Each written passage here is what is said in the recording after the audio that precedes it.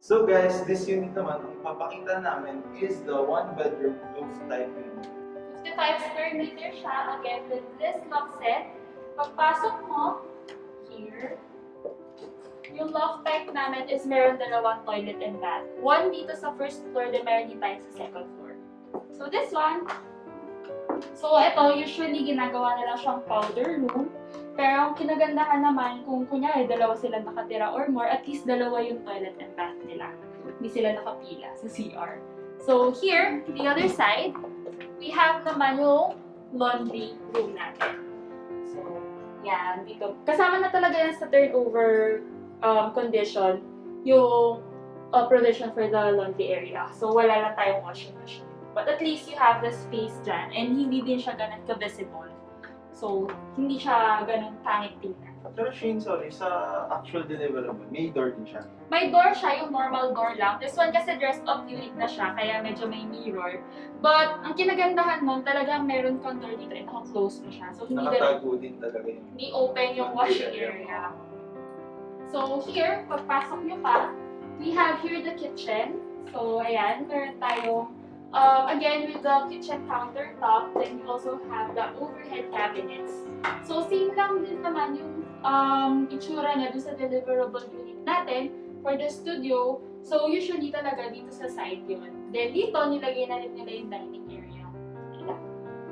Then, pag konting pasok mo pa, dito na yung living area natin. So, this one, kung makikita nyo, high ceiling talaga siya, unlike sa mga ibang loft type. This one counted siya as 2 floors na. So dito, yung space mo will be up to here. Sa pinakasagad siya dito talaga. Dito, pinapakita lang na you can maximize the space. Kasi pwede ka pa mag-install ng mga built-in cabinets. So kung madami kang gamit, ito maganda. Bagay sa'yo. So kumbaga sobrang wide talaga ng space niya. As high ceiling pa siya. So like this one, minaximize niya hanggang taas yung storage area. Plus, may ladder na lang siya para madaling kunin or akitin yung mga gamit na kailangan. So, pag di naman masyado ginagamit yung mga iba, at least pwede mo siyang i-store sa taas. Then here, ang maganda dito yung loft type namin, since counted as 2 floors siya, yung window mo would be hanggang second floor. So, meron ka pa rin view even sa bedroom mo. Yun yung kinagandahan niya. High ceiling talaga siya. Like from straight to bottom, pag gising mo ng umaga, kita mo kagad yung Yeah. So, lahat ng loft types namin nagsusstart sa 37th floor.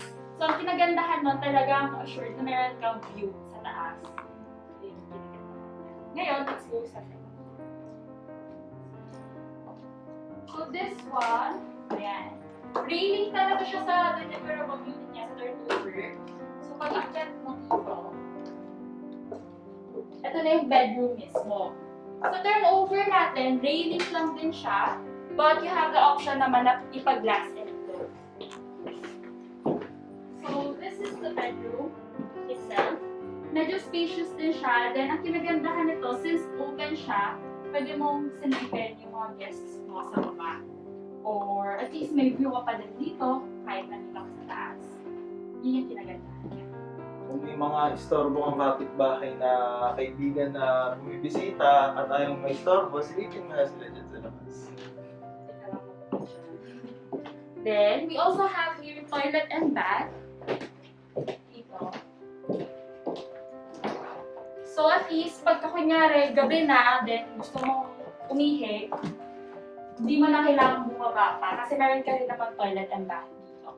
So, yun yung kinagandahan niya. Then, we also have naman cabinet sa turnover condition niya. Ngayon, this one, medyo naka-dressed up na lang siya. But, meron naman na tayong cabinets doon. Wardrobe area. Open the door na. So kasama na siya. Kasama na siya. So, more on talagang, yung units dito sa Twin Oaks talagang yung movable furnitures mo na lang. Then, pwede mo na magamit yung unit. Yun yung kinagandahan niya. Shane, sorry, question. This one, yung floor, is ito na rin yun? Yes, engineered wood na siya. Ah, okay. For this second floor, then sa baba, naka-tiles na siya. But, ang kinagandahan nun kasi, at least engineered wood naman na siya doon sa turnover. This one lang dito, same lang talaga siya. Ang may iba lang dito is yung railing. This one one kasi, pinag-glass enclosed na siya. Para pag naka-aircon ka, mas madali yung lumamig. So sliding siya, no? Oo. Ah, okay. So may privacy talaga dito sa dress up unit. Yes.